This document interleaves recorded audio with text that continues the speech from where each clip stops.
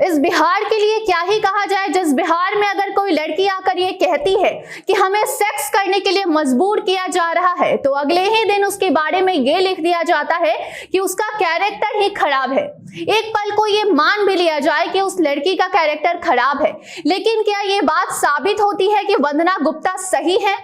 क्या इससे यह साबित होता है कि पटना के जो गाय घाट में घटना हुई है उसमें लड़कियों को नहीं तरपाया जा रहा है? वो लड़की जो फफक कर कह रही थी कि सुंदर लड़कियों को नशे की दवा खिलाकर बाहर भेज दिया जाता है, और जो बात वंदना गुप्ता का नहीं मानता है उसको वंदना गुप्ता कहती है कि तुम आई तो यहाँ पुलिस की मर्जी से हो, लेकिन जाओगी मेरी मर्जी से। लेटेस्ट और ठोस फर्नीचर खरीदना हुआ आसान अफजल फर्नीचर से। यहाँ आपको मात्र 34,500 में पूरा फर्नीचर सेट मिलेगा।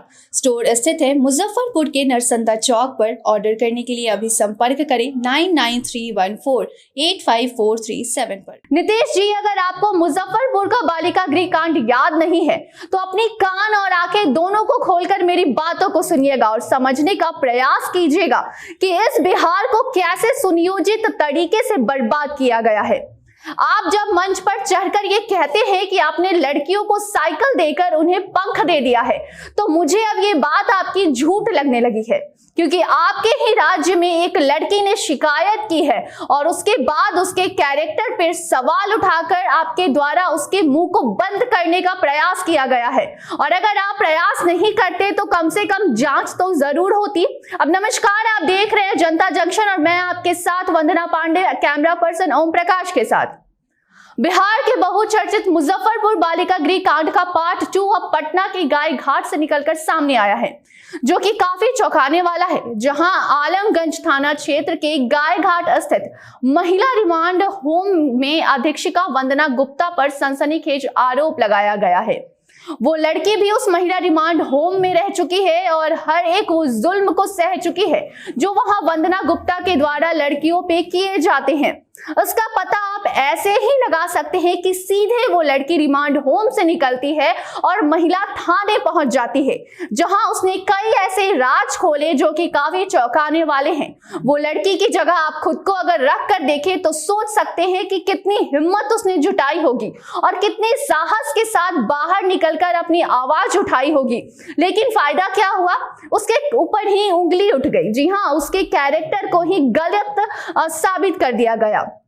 अब बताते हैं हम आपको कि हमारे बिहार की उस असलियत को, जहां लड़की अगर सहती जाए तो बहुत अच्छी है। लड़की अगर बड़े बड़े लोगों से जान पहचान रखे तो उसके सारे काम आसानी से हो जाएंगे, लेकिन जहां लड़की किसी के बाहों में आने से मना करती है और अपनी आवाज उठाती है तो उस पे यहाँ के लोग हो या यहाँ की सरकार हो, सबके द्वारा उंगली उठाई जाती है, उसे ही गलत साबित कर दिया जाता है। कुछ ऐसा ही हुआ है पटना की रिमांड होम से निकली महिला के साथ, जिसने इस महिला रिमांड होम को चलाने वाली वंदना गुप्ता को लेकर यह खुलासा किया कि वो इस रिमांड होम में सुंदर लड़कियों को काफी करीब रखती हैं, उन्हें बाहर जाने को बोलकर लाइफ बनाने के नाम पर उनसे सेक्स करवाती हैं, और अगर कोई भी लड़की अश्लील हरकत करने से मना करती है तो उसे नशा की दवा देकर उसे मजबूर किया जाता है और उसके बाद उससे अश्लील हरकतें करवाई जाती हैं। पीड़ित महिला का जो वीडियो सामने आया है, उस वीडियो में लड़की का कहना है कि वंदना गुप्ता लड़कियों को बाहर भेजती हैं, उनसे अश्लील कार्य कराती हैं। रिमांड होम में रहने वाली सारी लड़कियों का शारीरिक और मानसिक शोषण किया जाता है, उन्हें बाहर लोगों के पास भेजा जाता है और जो भी बाहर के लोग अंदर आते हैं उनसे भी उन्हें प्रताड़ित करवाया जाता है। इतना ही नहीं बल्कि लड़कियां तो तंग आकर खुदकुशी का प्रयास भी कर चुकी हैं और कितनी लड़कियां तो अपनी जान भी गवा बैठी हैं। ऐसे में इन सब के बीच पीड़ित लड़की अगर वहां सभी लड़कियों के खिलाफ लड़ना चाहती है, लेकिन उसे किसी का साथ नहीं मिलता है। किसी लड़की में इतनी हिम्मत नहीं आई जो वो वंदना गुप्ता के खिलाफ अपनी आवाज उठा सके और अपनी बचाव कर सके, क्योंकि कई बाहरी लोग भी आकर लड़कियों को ले जाते थे और कई बार फर्जी परिवार बनाकर पैसे लेकर महिलाओं और लड़कियों को उन अनजान लोगों के साथ भेज दिया जाता था। ऐसे में अब ये लड़की अपनी आवाज उठाती है और सारी आप बीती बताकर FIR दर्ज कराने की कोशिश करती है, तो ये निकम्मी सरकार और इनके सरकारी अधिकारी उस लड़की की शिकायत दर्ज नहीं करते हैं। ऐसे में लड़की भटकते भटकते जब पटना के डीएम तक पहुंच जाती है, लेकिन शर्मनाक बात तो ये है कि डीएम भी ये डिपार्टमेंट मेरी नहीं है इस बात का हवाला देते हुए उस लड़की की बातों को टाल देता है।